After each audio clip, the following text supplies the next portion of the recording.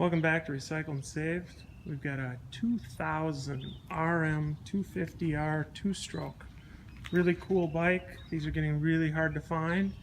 This one has a nice FMF aftermarket exhaust, and the entire thing was rebuilt in 2015. I've got the documentation for that. There's some extra carburetor parts, shop manual, and grips and such. It's been sitting for several months, so to get it running we had to play with it a little bit, and the float's sticking, so when I turn the gas on it's going to drip, but it idles good and it runs out really strong. Bike runs, sounds, and feels strong. Like I said, the pipe doesn't have any dents or issues. The radiators all look really good and straight.